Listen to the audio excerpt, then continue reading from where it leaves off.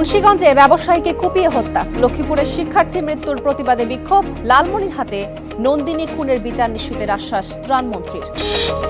সারা দেশে ৩ মাসে ৯ শতাধিক খুন, আধিপত্যের বিরোধ চাঁদাবাজি নিয়ে বাড়ছে দ্বন্দ্ব ও সংঘাত, আইন শৃঙ্খলা পরিস্থিতি ঘিরে উদ্বেগ। আইনের কঠোর প্রয়োগের মধ্য দিয়ে যদি পরিবর্তন করা সম্ভব না হয়, রাজনৈতিক সংঘাত সহিংসতা এটা কমবে, তো কমার আমরা কোনো লক্ষণ তো দেখি না, বরং জ্যামিতিক হারে বাড়ার একটা আশঙ্কা এখানে থেকে যায়।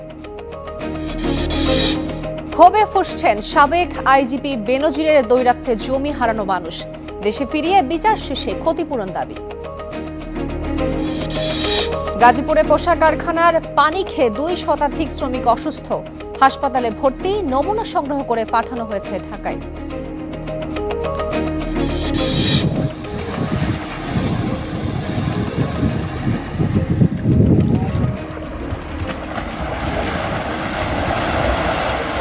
স্বাগত স্টার বাংলায়, সঙ্গে আছি আমি তোয়া আফরোজ। মুন্সিগঞ্জে মধ্যরাতে নিজ বাড়ির উঠানে খুন হয়েছেন এক ভাঙাড়ি ব্যবসায়ী। তবে এ ঘটনার কোনো ক্লু খুঁজে পায়নি পরিবার বা আইন শৃঙ্খলা রক্ষাকারী বাহিনী। ঘটনা উদ্ঘাটনে আটঘাট বেঁধে মাঠে নেমেছে একাধিক সংস্থা। সন্ধ্যায় নিজ এলাকায় জানাজা ও দাফন হবে সোহেলের।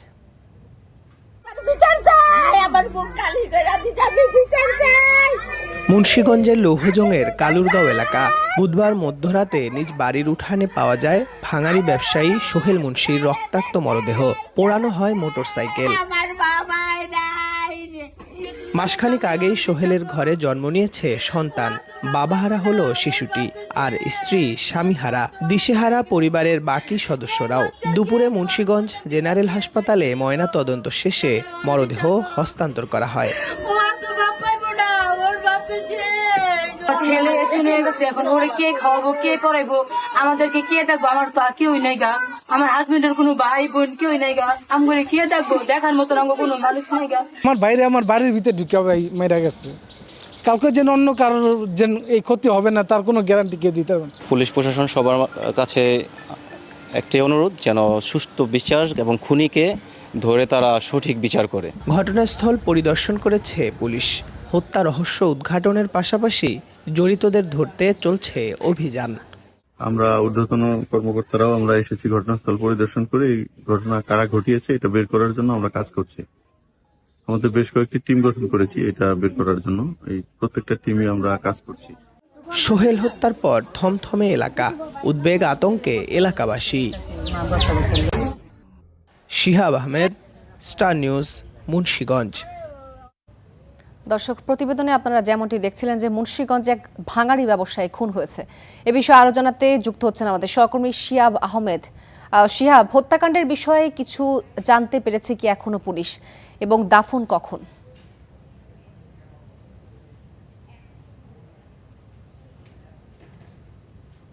আপনি যেমনটা দেখাচ্ছিলেন দর্শকদের, এই ঘটনার 12 থেকে 15 ঘন্টা পেরিয়ে গেছে, কিন্তু এখন পর্যন্ত কোনো ক্লু পাওয়া যায়নি।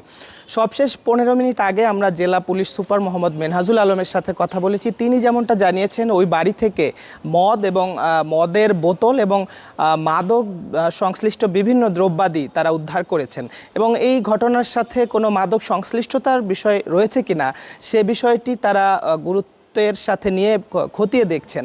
এবং আমরা খোঁজ নিয়েছিলাম এই ঘটনা যারা ঘটিয়েছেন, এই এলাকাটিতে একটি প্রাইমারি স্কুল রয়েছে, সেখানে 2টি সিসিটিভি ক্যামেরা ছিল, সেগুলো উদ্ধারের চেষ্টা করা হচ্ছিল, এবং কিন্তু সেই সিসিটিভিগুলো সচল না থাকায় সেগুলো আসলে কোনো ফুটেজ সেখানকার ধারণ হয়নি এবং সেগুলো উদ্ধার করা যায়নি। দুপুরে মুন্সিগঞ্জ জেনারেল হাসপাতালের মর্গে তার মরদেহ ময়নাতদন্ত শেষে পরিবারের কাছে হস্তান্তর করা হয়েছে, এবং আছরের নামাজের পর তার বাড়িতে, সেখানে সেই এলাকাতে অর্থাৎ লৌহজং উপজেলার যে কালুরগাঁও গ্রাম রয়েছে সেখানে জানাজা হবে, এবং সেখানে পারিবারিক সামাজিক কবরস্থানে তাকে দাফন করা হবে। এই যে সোহেল মুন্সি, তিনি ভাঙাড়ির ব্যবসা করতেন, 39 বছর বয়স তার, এবং 40 দিন আগে তিনি একটি ছেলে সন্তানের জন্ম দিয়েছেন। এই হত্যাকাণ্ড এবং মৃত্যুর পর তার স্ত্রী যেমন স্বামীহারা হয়েছে, তার সন্তান সেও কিন্তু আসলে বাবাহারা হয়েছে। এই ঘটনার পরে ওই এলাকাতে পুলিশের একাধিক সংস্থা, সিআইডি, পিবিআই এবং অন্যান্য সংস্থা তারা কাজ করছে, কিন্তু এখন পর্যন্ত নির্দিষ্ট করে আসলে কোনো ক্লু তারা পেয়েছেন বলে আমাদের জানাতে পারেননি। সোহেল মুন্সি তার মোটরসাইকেল যেটি দিয়ে আসলে ভাঙাড়ি ব্যবসা পরিচালনা করতেন বলা হচ্ছে, সেই মোটরসাইকেলটিও তারা দুর্বৃত্তরা কিন্তু পুড়িয়ে দিয়েছে। তবে পুলিশ এখন এই মুহূর্তে সবশেষ বলছে যে শুধু ভাঙাড়ি ব্যবসা নয়, ভাঙাড়ি ব্যবসার আড়ালে এই নিহত ব্যক্তি অন্য কোনো ব্যবসা করতেন কিনা, বিশেষ করে তার বাসা থেকে মাদক যেহেতু পাওয়া গেছে, মাদক সংশ্লিষ্ট বিভিন্ন দ্রব্যাদি পাওয়া গেছে, এবং পুলিশ বলছে যে একজন ব্যক্তিকেও তারা পেয়েছেন যিনি আসলে যার কাছে গতকাল রাতেও মাদক সরবরাহের কথা ছিল এই নিহত ব্যক্তির। এই বিষয়গুলো গুরুত্বের সাথে নিয়ে পুলিশ তদন্ত করছে এবং দ্রুত সময়ের মধ্যে ঘটনায় জড়িতদের চিহ্নিত করে আটক করে অন্যান্য যে আইনগত ব্যবস্থা সেটি নেওয়া হবে বলে তা পুলিশের পক্ষ থেকে দাবি করা হয়েছে। তো এই ছিল আমার কাছে মুন্সিগঞ্জ থেকে। শিহাব, আপনাকে অসংখ্য ধন্যবাদ। লক্ষ্মীপুরে শিক্ষার্থী মেহেদীর মৃত্যুর বিচার দাবিতে বিক্ষোভ ও থানা ঘেরাও কর্মসূচি পালন করা হয়েছে। মেহেদীকে হত্যা করা হয়েছে এমন অভিযোগে সকালে রামগঞ্জে মানববন্ধন করে শিক্ষার্থীরা। অবরোধ করা হয় চৌরাস্তা এলাকাও। এতে লক্ষ্মীপুর হাজীগঞ্জ সড়কে দীর্ঘ যানজট দেখা দেয়। ঘণ্টাখানেক পর বিক্ষোভ মিছিল নিয়ে থানা ঘেরাও করে শিক্ষার্থীরা। সেখানেও ঘণ্টাখানেক চলে বিক্ষোভ। রামগঞ্জের ফরিদ আহমেদ ভুইয়া একাডেমির ছাত্রাবাস থেকে উদ্ধার হয় মেহেদী হাসানের মরদেহ। আইফোন চুরির অপরাধ দিয়ে তাকে হত্যার অভিযোগ করে পরিবারের।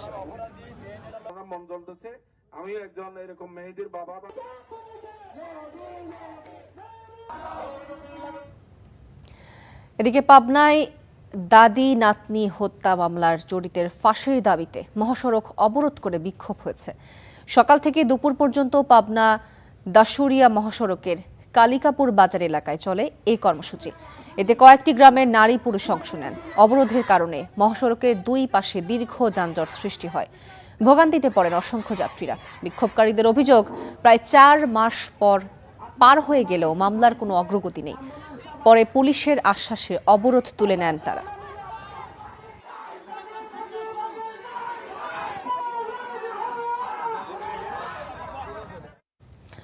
জয়পুরহাটে 7 বছরের এক শিশুকে ধর্ষণ মামলায় আসামি আব্দুর রহিমের যাবজ্জীবন কারাদণ্ড দিয়েছেন আদালত। সেই সাথে 50,000 টাকা অর্থদণ্ডও দেওয়া হয়েছে। দুপুরে জয়পুরহাটে নারী ও শিশু নির্যাতন দমন ট্রাইব্যুনালের বিচারক আব্দুর রহমান এ রায় দেন। মামলার বিবরণী থেকে জানা যায়, 2017 সালের 29 আগস্ট মাদ্রাসায় যাওয়ার পথে শিশুটিকে তুলে নিয়ে নির্যাতন চালায় আসামি আব্দুর রহিম। পরে স্থানীয়রা এগিয়ে এলে পালিয়ে যান তিনি। পরে শিশুটির বাবা বাদী হয়ে খেতলাল থানায় মামলা করেন। দীর্ঘ 8 বছরের বিচারিক প্রক্রিয়া শেষে আজ এই রায় দিলেন বিচারক।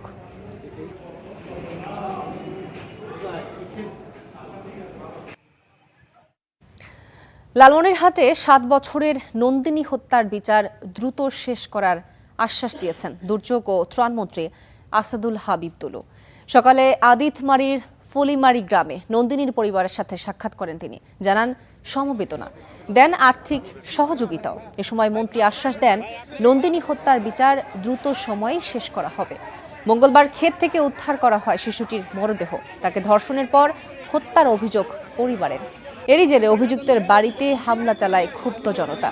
কারাগারে পাঠানো হয়েছে অভিযুক্ত বিধানচন্দ্রকে।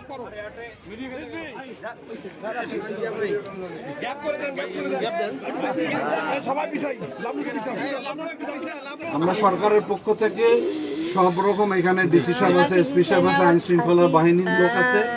ইতিমধ্যে যেহেতু আসামি ধরা পড়ছে এবং সে স্বীকারোক্তিমূলক ব্যবস্থা করছে, দ্রুত সময় চার্জশিট দিয়ে যাতে বিচার কাজ সম্পন্ন করতে পারে। রাজনীতি, চাঁদাবাজি আর আধিপত্যের লড়াই। দেশের নানা প্রান্তে একের পর এক হত্যাকাণ্ডে বাড়ছে উদ্বেগ।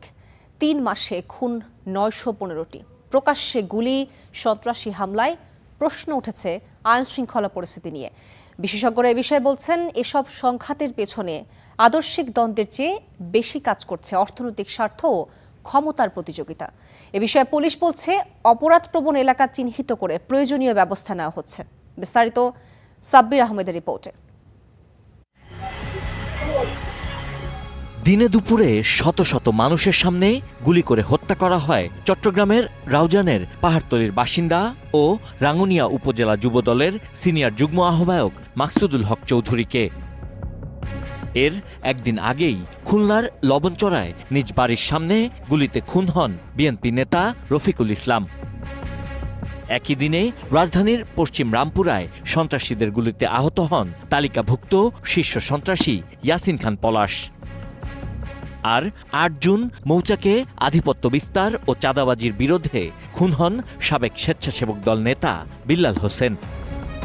বিশ্লেষকদের মতে রাজনৈতিক পরিচয় ব্যবহার করা হলেও সংঘাতের মূল কারণ আদর্শিক নয়, বরং অর্থনৈতিক ও ক্ষমতাকেন্দ্রিক দ্বন্দ্ব। যখন দলের কোনো নেতাকর্মীরা চাঁদাবাজি করা, অপরাধ করা, রাজনৈতিক প্রভাব বিস্তার করা, নির্বাচন কিংবা পদপদবীর প্রসঙ্গগুলোতে নানাভাবে আধিপত্য বিস্তারের কাজগুলো করে, তখনই আসলে এই হত্যাকাণ্ডর ঘটনাগুলো ঘটে। এখানে একটা গ্রুপস ডেভেলপমেন্ট হয়ে যায়। এই যে সব গ্রুপসের মাধ্যমে তাদের যখন একটা স্বার্থের সংঘাত হয়, তখন তারা যাদেরকে প্রতিপক্ষ মনে করে তখন তাকে সরিয়ে দেওয়ার জন্য এই ধরনের কাজগুলো এখানে সংগঠিত হয়ে থাকে, যার ফলশ্রুতিতে এখানে রাজনৈতিক হত্যাকাণ্ডগুলো অনেক বেশি বেড়ে যায়। পুলিশ সদর দপ্তরের তথ্য বলছে গত ৩ মাসে সারা দেশে ৯১৫টি হত্যার ঘটনা ঘটেছে। আর হিউম্যান রাইটস সাপোর্ট সোসাইটির হিসেবে একই সময়ে ২৭৫টি রাজনৈতিক সহিংসতায় নিহত হয়েছেন ২৯ জন। ঢাকা রেঞ্জেও পরিস্থিতি উদ্বেগজনক। চলতি বছরের প্রথম ৩ মাসে ঢাকা রেঞ্জে ২০৭টি হত্যার ঘটনা ঘটেছে। শুধু রাজধানীতেই খুন হয়েছেন ৫৭ জন।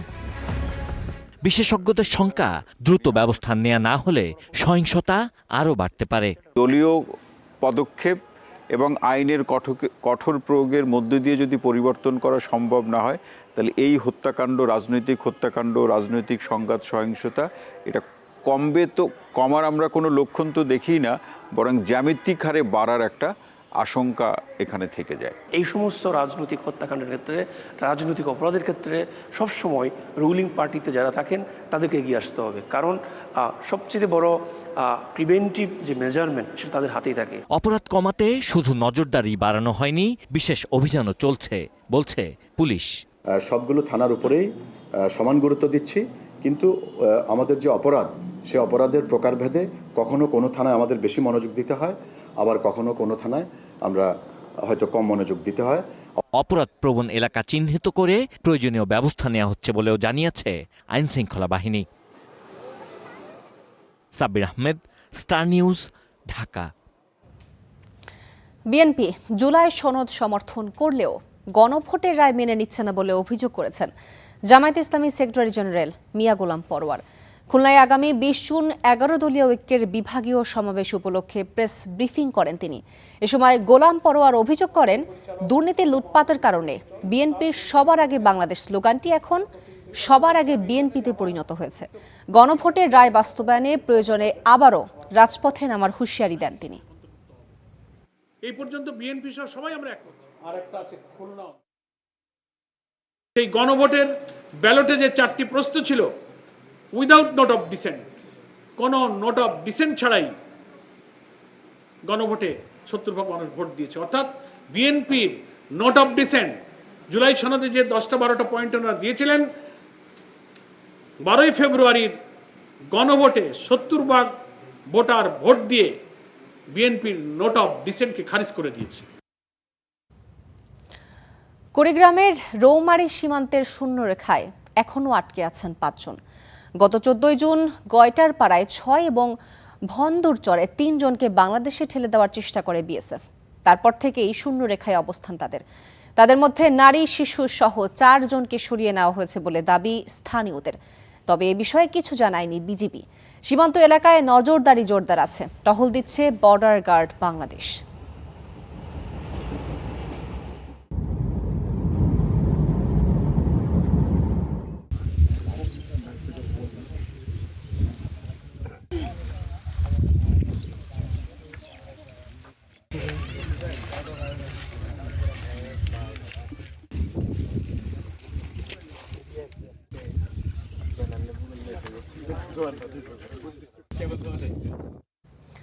দর্শক, কুড়িগ্রামের রৌমারী সীমান্তের শূন্যরেখায় আটকে থাকাদের বিষয়ে বিস্তারিত জানাতে আমাদের সাথে যুক্ত হচ্ছেন সহকর্মী মোহাম্মদ জুবায়ের। জুবায়ের, সীমান্তের সর্বশেষ পরিস্থিতি সম্পর্কে আমাদেরকে বিস্তারিত জানাবেন।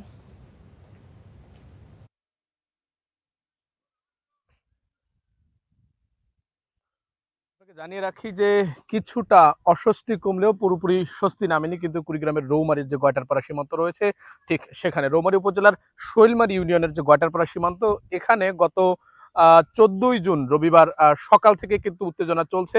এখানকার বিএসএফ তারা কিন্তু 9 জন ভারতীয়কে এখানে পুশিং করেছে, যার ফলে এখানকার উত্তেজনা কিন্তু ক্রমেই বেড়ে গিয়েছিল। তবে আজকে কিছুটা কমেছে। এই 4 দিনে কিন্তু এখানে একই পরিবারের 6 জন ছিলেন, যাদের একজন নারী, 2 জন একবারই কোমলমতি শিশু ছিলেন। তাদেরকে আজকে আমরা যে খবর পেয়েছি সে অনুযায়ী গতকাল রাত 11:30টার সময় জামালপুর বিজিবি 25 যে ব্যাটালিয়ন রয়েছেন তারা কিন্তু তাদের ঠিকানা নিশ্চিত হতে পেরে মানবিক দিক বিবেচনায় তারা গুরুতর অসুস্থ হয়ে পড়ে জামালপুরে তাদের যে ভালুকাতে বাসস্থান বা বাড়ি নিশ্চিত হতে পেরেছেন সেখানে পৌঁছে দিয়েছেন। তবে এ ব্যাপারে এখন পর্যন্ত কিন্তু মুখ খোলেনি বিজিবি এবং এখানকার স্থানীয় যে পুলিশ রয়েছেন, রৌমারী থানা পুলিশ। আমরা একাধিকবার সারাদিনে যোগাযোগের চেষ্টা করেছি, তারা এখন পর্যন্ত কোনো সংবাদকর্মীরই ফোন রিসিভ করছেন না। আমরা আশা রাখছি যে আমরা সন্ধ্যার মধ্যেই সেই খবর পাবো এবং তাদের একটা আনুষ্ঠানিক বক্তব্য পাবো। তবে অন্য দিনের তুলনায় বা অন্য সময়ের তুলনায় কিছুটা উত্তেজনা কমলেও এখন উত্তেজনা রয়েছে। এখানকার 1060 নম্বর যে পিলার রয়েছে সেখানে এখনো 2 জনকে আটকে রাখা হয়েছে, তাদেরকে বিজিবিও প্রবেশ করতে দেয়নি, বিএসএফও তাদের গ্রহণ করেনি। এছাড়াও এখানকার 165 নম্বর বা 66 নম্বর যে পিলার রয়েছে ঠিক সেখানে আরো 3 জন রয়েছেন, অর্থাৎ মোট 5 জন এখন পর্যন্ত কুড়িগ্রামের রৌমারী যে সীমান্ত আছে সেখানে কিন্তু অবস্থান করছেন।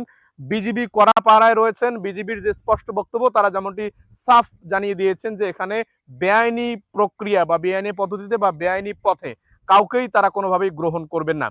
এর আগে একটি পতাকা বৈঠক হয়েছিল, আমরা নির্ভরযোগ্য সূত্রে জানতে পেরেছি গতকাল রাত 11:30টার সময় একটি পতাকা বৈঠক হয়েছিল, তবে সেটি কিন্তু এখন পর্যন্ত প্রকাশ্যে আনেনি বা সেই খবরের ব্যাপারে কিন্তু এখন পর্যন্ত নিশ্চিত করেনি এখানকার জামালপুরের যে 25 ব্যাটালিয়ন বিজিবি রয়েছে তারা। এখন পর্যন্ত যে তথ্য, এখানকার রোদ বৃষ্টি ঝড় মারিয়ে এখনো সীমান্তের 160 নম্বর পিলারের মধ্যে 2 জন অবস্থান করছেন, যাদেরকে বিজিবিও ভেতরে প্রবেশ করতে দিচ্ছে না বাংলাদেশের, এবং যারা কিন্তু ভারতেও প্রবেশ করতে পারছে না বিএসএফ এর বাধায়। তাদের মানবেতর জীবনের দ্রুতই শেষ হবে, তারা নির্দিষ্ট একটি সীমান্ত বা ঠিকানা পাবে, কোনো না কোনো দেশ তাদের গ্রহণ করবে এবং এখানকার উত্তেজনা কমবে, এটাই প্রত্যাশা এই অঞ্চলের মানুষদের। এই ছিল আমার কাছে কুড়িগ্রামের রৌমারী থেকে সীমান্তের সর্বশেষ। আপনাকে ধন্যবাদ জুবায়ের। শত শত বিঘা জমির ওপর গড়ে ওঠা গোপালগঞ্জের Savanna eco resort and natural park এখন নীরব। বিলাসবহুল এই রিসোর্ট এখন দর্শক শূন্য। পার্কের প্রতিষ্ঠাতা সাবেক আইজিপি বেনজির আহমেদ দুবাইয়ের কারাগারে। তবে তার লোভের বলি হয়ে জমি হারানো মানুষ এখন বয়ে বেড়াচ্ছেন সেই ক্ষত। গোপালগঞ্জের বৈরাগী টোল এলাকা, সাবেক আইজিপি বেনজির আহমেদের সেই সাভানা ইকো রিসোর্ট পার্ক প্রায় 620 বিঘারও বেশি জমির উপর নির্মিত। বেনজির আহমেদের ভয়তে অনেকে জায়গা জমি দিয়ে দিয়েছে। এক সাইডে কিনছে, কেনার পরে আমার সাইডে আমার জায়গা সে বেড়া দিয়ে আটকাই দিচ্ছে। মোটামুটি আনন্দিত আর কি ওনার অ্যারেস্টের কথা শুনে, কিন্তু মানুষ আসলে এর একটা বিচার দেখতে চায়। একসময় এই পার্ক ছিল বেনজিরের ক্ষমতা ও বৃত্তের প্রদর্শনের প্রতীক। এখন হারিয়েছে জৌলস। প্রবেশমুখে টাঙানো আদালতের ক্রোকাদেশ। ভেতরে প্রায় 20টি পুকুর, 14টি কটেজ, আছে একটি সুইমিং পুল, শিশু পার্ক সহ নানা স্থাপনা। তবে দর্শনার্থীদের উপস্থিতি খুবই কম। চারিদিকে যেন এক ধরনের নিস্তব্ধতা। অনেক আগাছা হয়েছে এবং এগুলো একটু পরিষ্কার পরিচ্ছন্ন করতে হবে, এবং আশপাশে যারা আছে এদের জন্য এটা অনেক ভালো যে এরা আশপাশে এখানে যারা আছেন তারা এখানে পরিবার নিয়ে এসে ঘুরতে পারবেন। সাভানা পার্কের কথা অনেক শুনছি, ভালোই, এখানে এসে ভালোই লাগছে, কিন্তু পরিবেশটা আরো উন্নত করার দরকার, যেমন পরিষ্কার পরিচ্ছন্নতা এগুলা। পার্ক নির্মাণের সময় জমি অধিগ্রহণ প্রক্রিয়া নিয়ে ওঠে নানা প্রশ্ন। প্রতিবাদের সাহস ছিল না কারো। অনেকে ভুলতে পারেননি জমি হারানোর কষ্ট। একটা দলিল দিচ্ছি, বেনজির সাহেব বর্তমান নিয়মে আমিও স্বাক্ষর করব, যে ক্রয় করবে সেও স্বাক্ষর করবে, কিন্তু বেনজির সাহেবের পক্ষ থেকে কোনো স্বাক্ষর এখন পর্যন্ত দলিলই করে নাই। আমরা দলিলই স্বাক্ষর দিচ্ছি, তাতেই রেজিস্ট্রি হয়ে গেছে। আরও বাপ কাকারা ঠাকুরদাদারা যখন জমি বিক্রি করে দিচ্ছে, তো আমরাও জমি বিক্রি করে দাও, আমাদের ওগুলো দিয়ে দরকার নাই। এরপরে সব বিক্রি করে দিছে, তো যার ন্যায্য মূল্য আমরা এখনো পাই নাই। বাধ্যতামূলক সবাই যখন বিক্রি করছে, তাহলে আমাদেরও তো যে অনেক ভয় দেখাইছে যে তোমাদের জমি ভেঙে যাবে, জল হয়ে যাবে, এই কারণে আমরাও জমি বিক্রি করে ফেলছি। 2024 সালে পার্কসহ বেনজির আহমেদের সম্পদ জব্দ করা হয়। বর্তমানে ইজারার মাধ্যমে পার্কটি পরিচালিত হচ্ছে। তদারকি করছে প্রশাসন। আমাদের পার্কটি বিগত 2025 সালের ফেব্রুয়ারির 1 তারিখে জেলা প্রশাসন, দুদক, মৎস্য অধিদপ্তর এবং কৃষি অধিদপ্তর থেকে রিসিভার বর্গ স্যারদের মাধ্যমে আমরা এই পার্কটি লিজ নিয়েছি। গোপালগঞ্জে অবস্থিত সাভানা ইকো রিসোর্ট ও ন্যাচারাল পার্ক মহামান্য আদালতের নির্দেশনায় একটা পরিচালনা কমিটির মাধ্যমে এটা পরিচালিত হয়। এটার আসলে মূলত জেলা প্রশাসক মহোদয় এর সভাপতি এবং উপপরিচালক দুদক এটা মেম্বার সেক্রেটারি হিসেবে কাজ করেন। আর আমরা মহামান্য কোর্টের আদালতের নির্দেশনায় আমরা জেলা মৎস্য অফিসার এবং আমি উপপরিচালক কৃষি সম্প্রসারণ অধিদপ্তর এটি রিসিভার হিসেবে কাজ করি। গত বছরের যে পার্ক ছিল সেটা এই বছর 73,15,000 টাকা আমাদের ব্যাংকে, আমাদের একটা পরিচালনা ব্যাংক রয়েছে, এই ব্যাংকে টাকাটা জমা রয়েছে। সাভানা পার্কের যেই বর্তমানে এটা কোর্টের আদালতের রায় মোতাবেক আমরা কাজ করছি সবাই মিলে এবং কোর্টের রায় মোতাবেকই এটা নিষ্পত্তি হবে। সম্প্রতি দুবাইয়ে গ্রেফতার হয়েছেন বেনজির আহমেদ। এরপর আবারও আলোচনায় এই পার্কটি। Nurul Alam Faisal, star news, Gopalganj. খুলনা নগরীর সোনাডাঙ্গা এলাকায় গৃহকর্মীকে নির্যাতনের অভিযোগে দায়ের হওয়া মামলায় পুলিশ দম্পতিকে গ্রেফতার করা হয়েছে। গরম কড়াই দিয়ে শরীরে ছ্যাঁকা দেওয়ার অভিযোগে আলোচিত এই ঘটনায় এলাকায় তীব্র প্রতিক্রিয়া সৃষ্টি হয়েছে। বৃহস্পতিবার সকালে ভুক্তভোগী কিশোরীর মা বাদী হয়ে সোনাডাঙ্গা মডেল থানায় মামলা দায়ের করেন।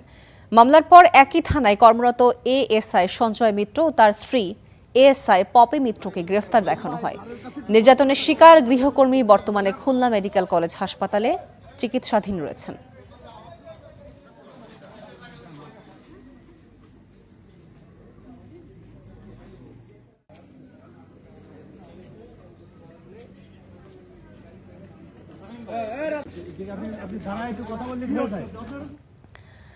গাজীপুরের কালিয়াকৈর একটি কারখানায় পানি পান করে 3 শতাধিক শ্রমিক অসুস্থ হয়ে পড়েছেন।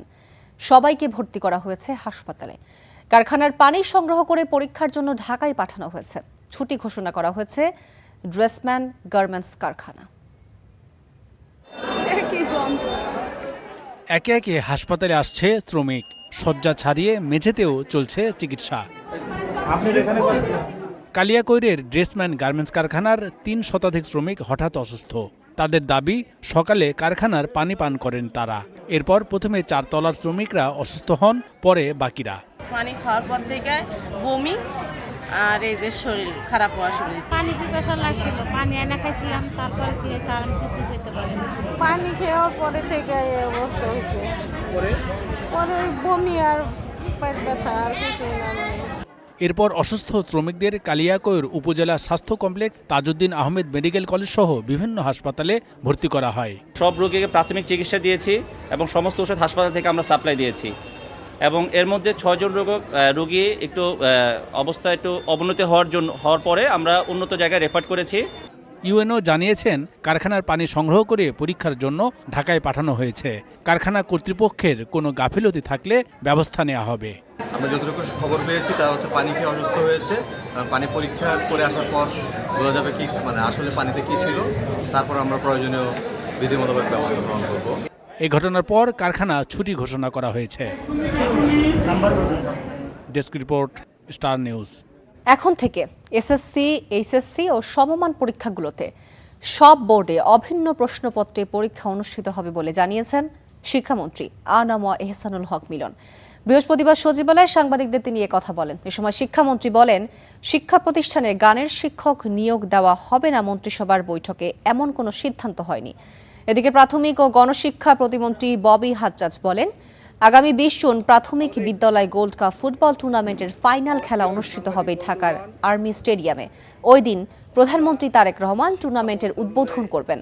আনন্দময় শিক্ষার পরিবেশ নিশ্চিতে শিক্ষাঙ্গনকে এগিয়ে নিতে সরকার অনেক কার্যক্রম হাতে নিয়েছে বলেও জানান তিনি। ইতিমধ্যে মাননীয় প্রধানমন্ত্রী তিনি 180 দিনের হানিমুনের প্রোগ্রাম ডিক্লেয়ার করেছেন। শিক্ষা মন্ত্রণালয় সারা বাংলাদেশে আমরা একক প্রশ্নে এবার পরীক্ষার ব্যবস্থা করেছি, দেখি কি হয়। এটা আপনারা জানেন, এক এক বোর্ডের সাথে এক এক বোর্ডের প্রতিযোগিতা থাকে। কোনো বোর্ড বলে একটু রিল্যাক্স প্রশ্ন করে, কোনো বোর্ড স্ট্রং প্রশ্ন করে। এক বাংলাদেশে পরীক্ষা দেবে এসএসসি এবং এইচএসসি, ভিন্ন প্রস্তুত হতে পারে না। 20 জুন আমাদের সরকারি প্রাথমিক বিদ্যালয়ে গোল্ড কাপ ছেলেদের দুটো টিম এবং মেয়েদের দুটো টিমের মধ্যে 20 জুন, যেখানে প্রধান অতিথি হিসেবে মাননীয় প্রধানমন্ত্রী থাকবেন। দীর্ঘ 16 বছর ধরে নির্মাণাধীন রূপগঞ্জের কায়েতপাড়া ব্রিজ এবং 8 বছর ধরে নির্মাণাধীন ইসাপুর বালু ব্রিজ পরিদর্শন করেছেন রেলপথ প্রতিমন্ত্রী হাবিবুর রশিদ হাবিব। আগামী 1 বছরের মধ্যে ব্রিজ দুটির নির্মাণ কাজ সম্পন্ন করার প্রতিশ্রুতি দেন তিনি। প্রতিমন্ত্রী আরও বলেন, বাংলাদেশ ও গণতন্ত্রের বিরুদ্ধে কেউ ষড়যন্ত্রের চেষ্টা করলে তা ঐক্যবদ্ধভাবে প্রতিহত করা হবে। জানান, জনগণের ভোটে নির্বাচিত প্রতিনিধিদের প্রধান দায়িত্ব উন্নয়নের ধারা অব্যাহত রাখা। উন্নয়ন কর্মকাণ্ডে কেউ বাধা সৃষ্টি করলে যে কোনো মূল্যে তা মোকাবেলা করা হবে। জাতীয় সংসদ সদস্য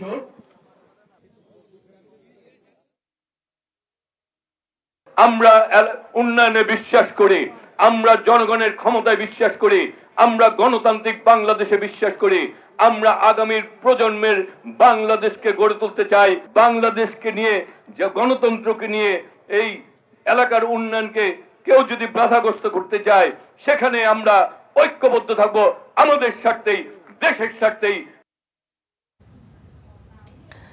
কুড়িগ্রামের রাজারহাটে রেল লাইনের ওপর ট্রাক উল্টে যাওয়ায় ট্রেন চলাচল বন্ধ রয়েছে। রেলওয়ে কর্তৃপক্ষ জানায়, সকাল 7:15টার দিকে পেট্রোল পাম্প সংলগ্ন এলাকায় বালুবাহী একটি ট্রাক রেল লাইনের ওপর উল্টে যায়। তারপর থেকেই কুড়িগ্রামের সাথে সারা দেশে ট্রেন চলাচল বন্ধ রয়েছে। একই সাথে রেলপথ সংলগ্ন রাজারহাট তিস্তা সড়ক যোগাযোগ বন্ধ রয়েছে। আটকে পড়েছে কুড়িগ্রাম এক্সপ্রেস ও রমনা কমিউটার ট্রেন। ভোগান্তিতে পড়েছেন অসংখ্য যাত্রীরা। দুর্ঘটনা কবলিত ট্রাক উদ্ধারে কাজ চলছে।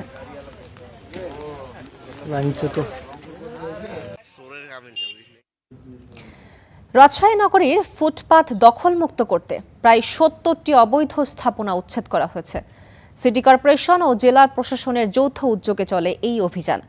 নগরীর লক্ষ্মীপুর থেকে বর্ণালী মোড় পর্যন্ত প্রায় 70টি অবৈধ স্থাপনা উচ্ছেদ করা হয়। অভিযানে বাধা দেওয়ার অভিযোগে আটক করা হয় 2 জনকে।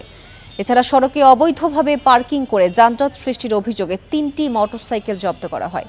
নির্বাহী ম্যাজিস্ট্রেট জানান, নগরী জুড়ে এ ধরনের উচ্ছেদ অভিযান চলবে।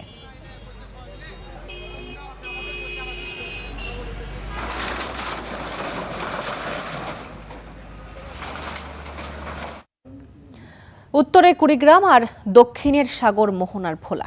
তবে 2 জেলাতেই ব্রহ্মপুত্র আর মেঘনার ভাঙনে দিশেহারা নদীপাড়ের বাসিন্দারা। নদীগর্ভে বিলীন হচ্ছে ফসলি জমি আর বসত ভিটা। উপায় না পেয়ে রাজপথে নেমেছেন ক্ষতিগ্রস্তরা। ভাঙছে নদী, বাড়ছে হাহাকার। কুড়িগ্রামের উলিপুরের বাবুচরে ব্রহ্মপুত্রের ভয়াবহ ভাঙনে প্রতিদিনই নদীগর্ভে বিলীন হচ্ছে ফসলি জমি ও বসত ভিটা। মাথা গোজার ঠাঁই হারিয়ে দিশেহারা অনেকে। এখন শেষ সম্বল সরিয়ে নেয়ার আপ্রাণ চেষ্টায় নদী পাড়ের বাসিন্দারা। সব সম্পদ যা আছে সব তো চলে গেল। এখন যে বাড়িটা করি আছে, বসত বাড়ি করি যে থাকমো, ছেলে ফেলে ধরি যে থাকমো, সেই জায়গাটা তো আমার নাই। প্রতিদিন হয়তো 2-3 শতক করে যাচ্ছে। আমরা নদীর ধারে এখানে কি করি, এখন কোথায় যাব? এখানে আমার সয় সম্পদ তো নাই, আমাদের বাড়ি করিয়েছি, আশ্রয় এখানে আমার পায়ের নিচে আসছিল। স্থানীয়দের অভিযোগ, ভাঙন রোধে মাত্র 50 মিটার এলাকায় জিও ব্যাগ ফেলা হয়েছে, কিন্তু ঝুঁকিপূর্ণ অনেক এলাকায় এখনো অরক্ষিত। যদিও পাউবোর দাবি, ভাঙন ঠেকাতে প্রয়োজনীয় সব ব্যবস্থাই নেওয়া হয়েছে। এখানে আমরা 50 মিটারের জন্য অনুমোদন পেয়েছিলাম। আরো বাকি 50 মিটারের আরেকটি প্যাকেজের জন্য আমরা চেষ্টা করছি। সেটি অনুমোদন হলে আশা করি ভাটির ভাঙনগুলো রক্ষা হবে। শুধু ব্রহ্মপুত্র নয়, মেঘনার ভাঙনে হুমকিতে ভোলা শহর রক্ষা বাঁধ সহ বিস্তীর্ণ এলাকা। সমস্যার সমাধান চেয়ে রাজপথে নেমেছেন নদী পাড়ের মানুষ। আমরা কোন সময় বেড়িবাঁধ ছুটতে যায় আমরা সেই আতঙ্কে আছি, এবং স্কুল মাদ্রাসা সব ডুবে জায়গা। রাত্রে ঘুমালে মনে হয় যে কুসুমের নদী ব্যাংকে পানি ডুবে, পানি খায় সব ফলা ভালো খুব টেনশনে আছি। যদি অতি দ্রুত আমাদের এই ব্লক না দেন, তাহলে আমরা অফিস ঘেরাও করব। পাউবো বলছে, ভাঙন কবলিত এলাকায় জিও ব্যাগ ফেলার কাজ চলছে। আমরা ওখানে ব্লকের কাজ বাস্তবায়নের মাধ্যমে নদী ভাঙন প্রোপটা টেকসই ভাবে প্রতিরোধ করতে পারবো। পাশাপাশি এই প্রকল্পটি কাজ বাস্তবায়ন হওয়ার পূর্ববর্তী সময়েও যেন ওখানে ভাঙনটা বৃদ্ধি না পায়, সেখানে ওখানে জিও ব্যাগ এবং জিও টিউবের কাজ চলমান আছে। মেঘনার ভাঙন ঠেকাতে 685 কোটি টাকার একটি প্রকল্প অনুমোদনের অপেক্ষায় রয়েছে বলেও জানিয়েছে পানি উন্নয়ন বোর্ড। মুক্তা আক্তার, স্টার নিউজ। 2 জেলায় বজ্রপাতে 5 জন নিহত হয়েছেন। সকালে নেত্রকোনার কেন্দুয়ায় আলাদা স্থানে 2 জন মারা গেছেন। এছাড়া মদনে বজ্রপাতে প্রাণ গেছে একজনের। বৃষ্টির মধ্যে মাঠে কাজ ও নদীতে মাছ শিকারের সময় মারা যান তারা। এছাড়া সিলেটে আলাদা স্থানে বজ্রপাতে 2 জন মারা গেছে বলে জানিয়েছে পুলিশ। পরিবারগুলোতে নেমে এসেছে শোকের ছায়া।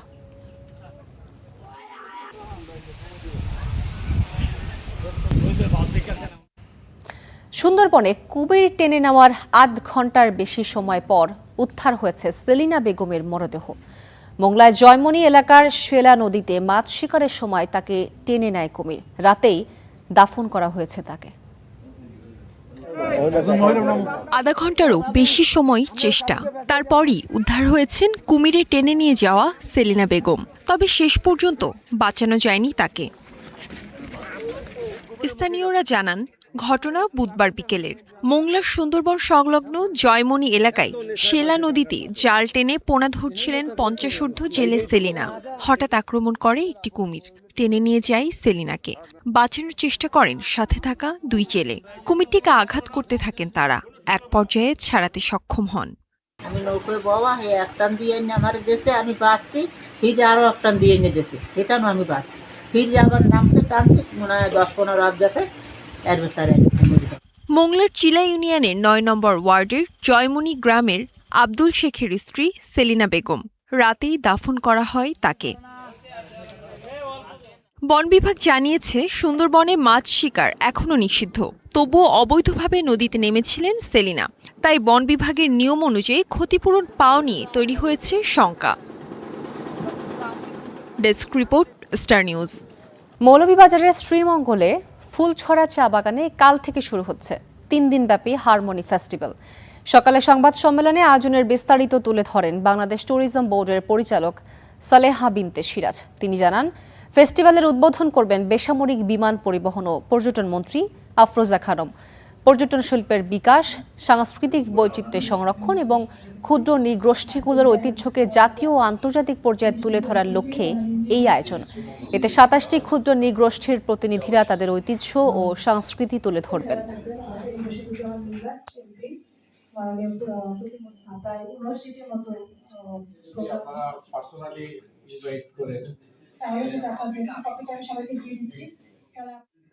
আমাদের পরামর্শগুলো করেছে আপনারা জানেন টুরিজম বোর্ডের অন্যান্য হচ্ছে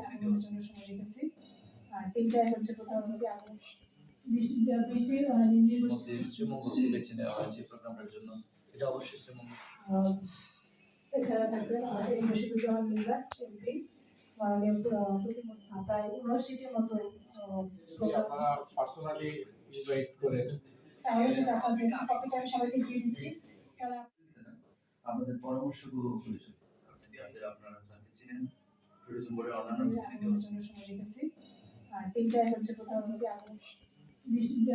প্রধানমন্ত্রী শ্রীমঙ্গলকে বেছে নেওয়া হয়েছে প্রোগ্রামটার জন্য। এটা অবশ্যই। দর্শক, সারা দেশে এখন বিশ্বকাপ উন্মাদনা। প্রিয় দলকে সমর্থন জানাতে চলছে নানা আয়োজন। তর্ক বিতর্ক আর নিজ দলের পক্ষে চলছে ভবিষ্যৎবাণী। দর্শক, বিশ্বকাপ উন্মাদনার আরও খবরাখবর জানাতে সিলেট থেকে যুক্ত হচ্ছেন আমাদের সহকর্মী ইয়াহিয়া মারুফ। মারুফ, বিশ্বকাপ ঘিরে সমর্থকদের উচ্ছ্বাস কেমন দেখছেন? প্রিয় দলের খেলা উপভোগ করতে কি কি আয়োজন করা হয়েছে, কি তথ্য আছে আপনার কাছে? তো আপনাকে ধন্যবাদ।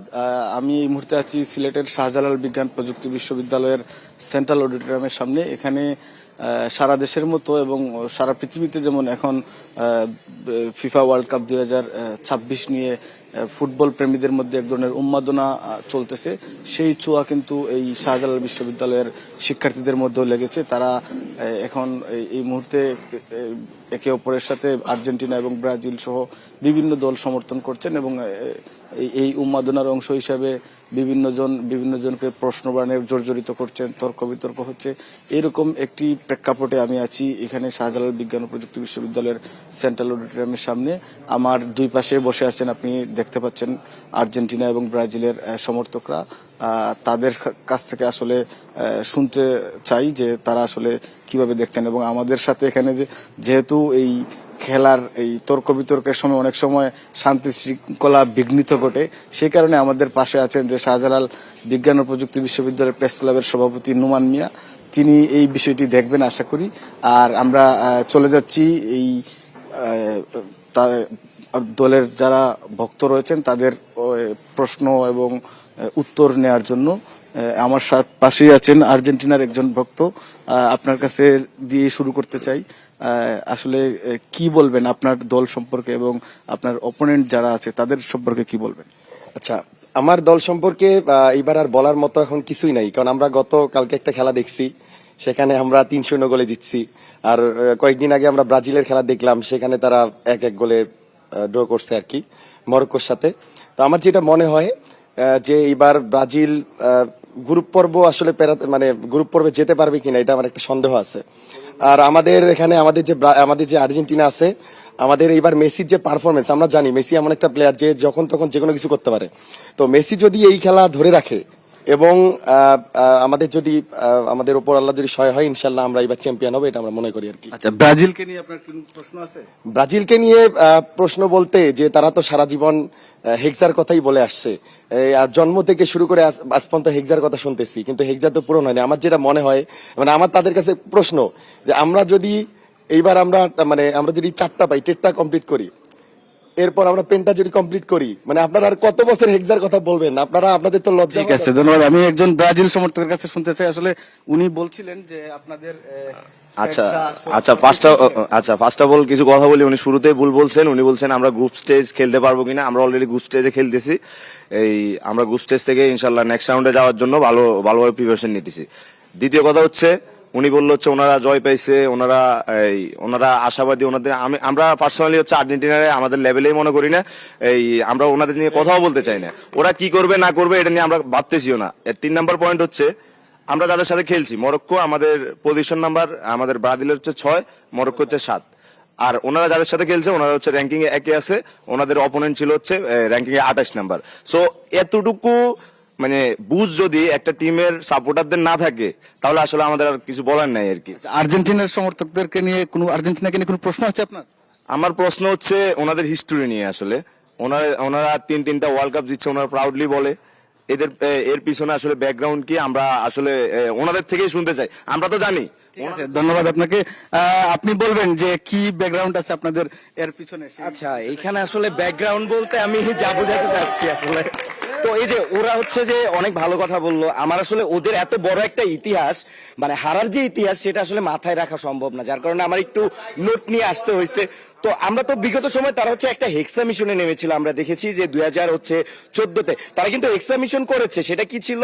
7/1 গোলের ব্যবধানে, যেখানে জার্মানি দিয়েছিল 7টা এবং তারা দিয়েছিল হচ্ছে 1টা। তো 7 থেকে 1 বাদ দিলে তো 6ই হয়। তো তারা আলটিমেটলি হেক্সা কমপ্লিট করেছে হারার মাধ্যমে। এবং তারা হচ্ছে যে এত কথা বলে, তাদের একটা ট্র্যাজেডি আছে, সেটা সম্পর্কে কি তারা জানে? যেটা কিনা ছিল হচ্ছে যে 16 জুলাই 1990 সালে, যেটাতে হচ্ছে যে কিনা আপনার হচ্ছে এই খেলার কারণে সুইসাইডাল হয়ে গিয়ে কিছু ছেলে মেয়ে হচ্ছে সুইসাইড করে, কিছু সমর্থক হচ্ছে সুইসাইড করে তখন হচ্ছে সেই স্টেডিয়ামে, যার কারণে হচ্ছে তাদের ফার্স্টে জার্সি ছিল সাদা, এরপরে সেই জিনিসটা হচ্ছে যে এই বর্তমান সময়ের যে হলুদ যে কম্বিনেশন, এটা আসে। তো আমি আসলে ভয়েই আছি তারাও কি এরকম সুইসাইড।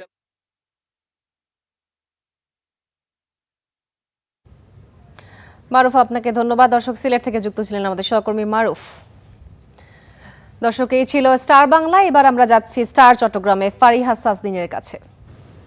তোয়া, আপনাকে ধন্যবাদ। আমন্ত্রণ স্টার চট্টগ্রামের সাথে আছি আমি ফারিহা সাজনীন। শুরুতেই জানাবো সংবাদ শিরোনাম। পটিয়ায় নিখোঁজের 2 দিন পর শিশু জায়হানের মরদেহ উদ্ধার, জড়িত সন্দেহে 5 প্রতিবেশী আটক। আমাদের সাথে কোনো শত্রুতা ছিল না, ওরা আমাদের পাশে ছিল, একদম রিলেটিভ। ওদেরও একটা বাচ্চা আছে জায়ানের সমান, কখনো যে মনে একবারের জন্য আসে নাই যে ওরা এই কাজটা করতে পারবে। কাপ্তাই হ্রদ থেকে হারিয়ে যাচ্ছে কার্প জাতীয় বড় মাছ, জলবায়ু পরিবর্তন, পলি জমা সহ নানা কারণ দায়ী, ক্ষতিগ্রস্ত জেলেরা।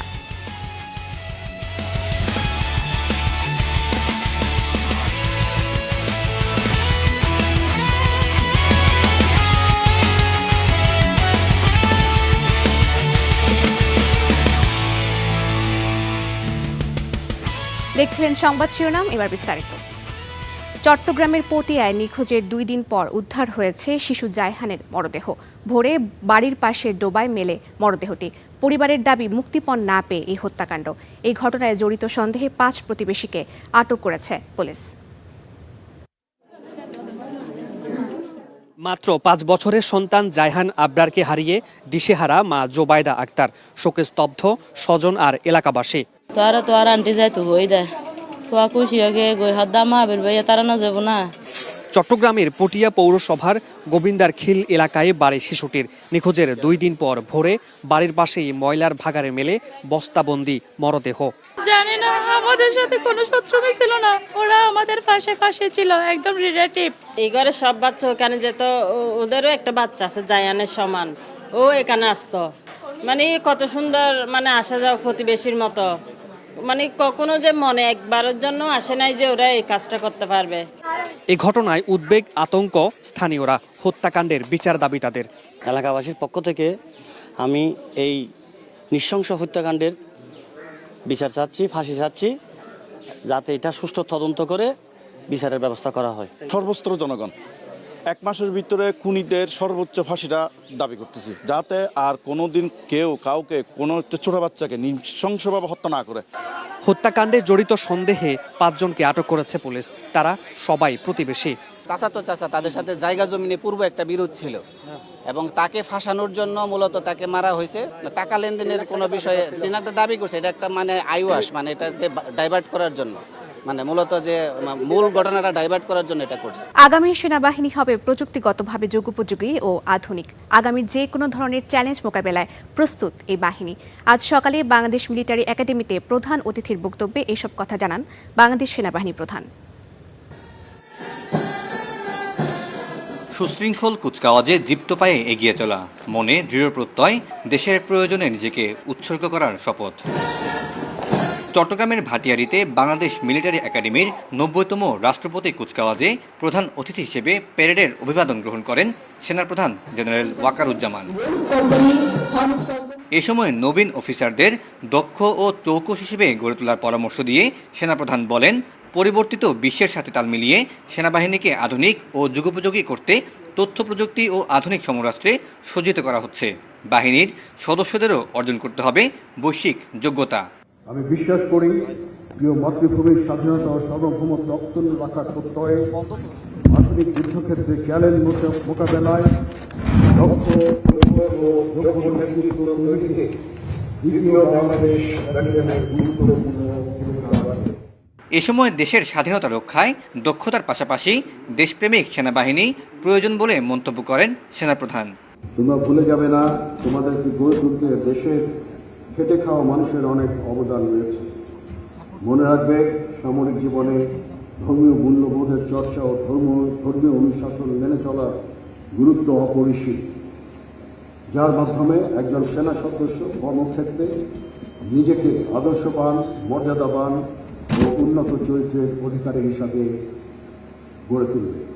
এবার চৌকস ক্যাডেট হিসেবে সোর্ড অফ অনার ও সামরিক বিষয়ে শ্রেষ্ঠত্বের জন্য সেনাবাহিনী প্রধান স্বর্ণপদক অর্জন করেন খায়রুল ইসলাম। এছাড়াও শ্রেষ্ঠ বিদেশি ক্যাডেট হিসেবে বিএমএ ট্রফি অফ এক্সিলেন্স অর্জন করেন তানজানিয়ার সার্জেন্ট আবু বক্কর।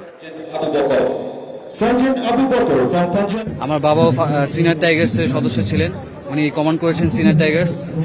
ওনার উত্তরাধিকারী হিসেবে ওই ইউনিটে যেতে পেরে আমি নিজেকে আসলে গর্ববোধ মনে করছি। কঠোর পরিশ্রমের শেষে আমরা আজ এখানে দাঁড়িয়েছি এবং আমি মনে করি যে আমরা যে এখানে দাঁড়িয়েছি এটা শুধুমাত্র আমাদের একার পাওয়া না, আমাদের সমগ্র জাতি এবং সমগ্র দেশের অর্জন এটি। এবার দীর্ঘমেয়াদী কোর্স শেষে সেনাবাহিনীতে কমিশন লাভ করেছেন 191 জন ক্যাডেট। এর মধ্যে আছেন ফিলিস্তিন, তানজানিয়া সহ 4টি দেশের মোট 7 জন বিদেশি। কমিশনপ্রাপ্ত 184 বাংলাদেশির মধ্যে 166 জন পুরুষ ও 18 জন নারী। Syed Tamim Mahmud, star news, Chattogram. কর্ণফুলী নদী ও আশপাশের খাল দখল মুক্তের দাবিতে বিক্ষোভ সমাবেশ করেছে বেশ কয়েকটি সংগঠন। সকালে নগরীর চেরাগি পাহাড় চত্বরে এই কর্মসূচি অনুষ্ঠিত হয়। এ সময় বক্তারা বলেন, কর্ণফুলী নদী ও খাল দখলমুক্ত উদ্যোগ নেওয়ার কথা বলা হলেও বাস্তবায়ন নেই। দখলদারদের বিরুদ্ধে ব্যবস্থা ও সব ধরনের অবৈধ স্থাপনা উচ্ছেদের দাবি জানান তারা। অন্যথায় কঠোর কর্মসূচির হুঁশিয়ারি দেন বক্তারা।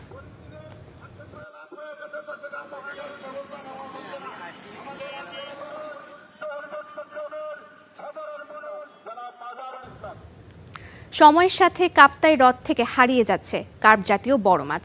সেই জায়গা দখলে নিচ্ছে কাচকি ও চাপিলার মতো ছোট মাছ। বিশেষজ্ঞরা বলছেন, জলবায়ু পরিবর্তন, পলি জমে হ্রদের গভীরতা কমে যাওয়ায় ঘটছে এমন পরিবর্তন। এতে ক্ষতিগ্রস্ত হচ্ছেন জেলেরা, সরবরাহ কমছে বাজারেও। হ্রদের বুকে জাল ফেলেছেন জেলেরা, তবে সেই জালে কাচকি চাপিলার ছড়াছড়ি, দেখা নেই রুই কাতলা কিংবা মৃগেল মাছ। মৎস্য গবেষণা ইনস্টিটিউটের তথ্য বলছে, 60-এর দশকে যেখানে মোট আহরিত মাছের 81% ছিল কার্প জাতীয় মাছ, সময়ের ব্যবধানে আজ তা নেমে এসেছে মাত্র 0.4%। একই কথা বললেন কাপ্তাইয়ের জেলেরা। বড় কাতা, লুই, চিতল, মির্গি এবং কি এই ধরনের বিভিন্ন বড় বড় মাছ দেখা যেত, কিন্তু এখন কিন্তু অনেক কম। সরকার দেখতো ভালো কিছু উত্তোলন করা হয়তো, এখানে বড় মাছের উপর অনেক কিছু ডিপেন্ড করে। এতে অর্থনৈতিকভাবে ক্ষতিগ্রস্ত হচ্ছেন বলে দাবি ব্যবসায়ীদের। এখন আমাদের খাল অবশ্যই খনন করতে হবে, খনন না করলে এই লেক একসময় ঝুঁকিপূর্ণ হয়ে যাবে। এখন যেটা গুড়া মাছ পাওয়া যাচ্ছে এটাও পাওয়া যাবে না। কমের কারণে আমাদের সমস্যা হচ্ছে, বিএফআইডিসির সমস্যা হচ্ছে, চাষের সমস্যা হচ্ছে, কাঠ ব্যবসায়ীদের সমস্যা হচ্ছে। বিশেষজ্ঞরা বলছেন, প্রজননের স্থল ভরাট হয়ে যাওয়ায় কার্প জাতীয় মাছের প্রজনন ক্ষমতা হ্রাস পেয়েছে। এ নিয়ে গবেষণা বাড়ানো হবে বলে জানান তারা। পলি ভরাট হয়ে যাওয়াতে এখানে ভালো করে তারা ব্রিডিং পারফরমেন্স করতে পারতেছে না, এই জন্য তারা ডিম না ছাড়ার কারণে রুই জাতীয় মাছ কমে যাচ্ছে আর কি। এর পাশাপাশি আর উল্লেখযোগ্য হচ্ছে কাপ্তাই লেকে প্রচুর পরিমাণ ওভারফিশিং হয় এবং সব প্রজাতির রুই জাতীয় এবং কার্প জাতীয় মাছের ডিম সহ ধরে ফেলে এবং মাছ বড় হওয়ার সুযোগ পায় না। গবেষণার মাধ্যমে জিনিসটা হয়তো সঠিক তথ্য পাওয়া যেতে পারে যে আসলে এর কারণটা কি। তো আমরা নিজেরাও চেষ্টা করছি, আমাদের সাথে আমাদের এখানে বিজ্ঞান ও প্রযুক্তি বিশ্ববিদ্যালয় আছে, তাদের মাধ্যমে আমরা চেষ্টা করছি এই জিনিসটা উদ্ঘাটন করার জন্য। তারা এবং বিএফআরএ আমাদেরকে সর্বাত্মক সহযোগিতা করছে। গেল অর্থ বছরে কাপ্তাই হ্রদ থেকে বিএফডিসি ঘাটে মোট মৎস্য অবতরণ হয়েছে প্রায় 10,000 টন, যা থেকে সরকারের রাজস্ব আদায় হয়েছে 22,56,00,000 টাকা। Desk report, star news. রাঙামাটির বাঘাইছড়ি সীমান্তে পুশিন রোধে গ্রামবাসীর সাথে মতবিনিময় করেছে বিজেপি। অনুষ্ঠানে উদয়পুর, নতুনপাড়া ও কিঙ্করপাড়া গ্রামবাসী অংশ নেন। প্রধান অতিথি 27 বিজিবির অধিনায়ক বলেন, বিভিন্ন সীমান্তে বিএসএফ এর পুশিন চেষ্টা চলছে, তাই সীমান্ত সুরক্ষা ও পুশিন রোধে গ্রামবাসীর সহযোগিতা চান তিনি। সভা শেষে মেডিকেল ক্যাম্পেইন কার্যক্রম পরিচালিত হয়। দুস্থদের মাঝে সেলাই মেশিন বিতরণ সহ দেওয়া হয় আর্থিক সহায়তা।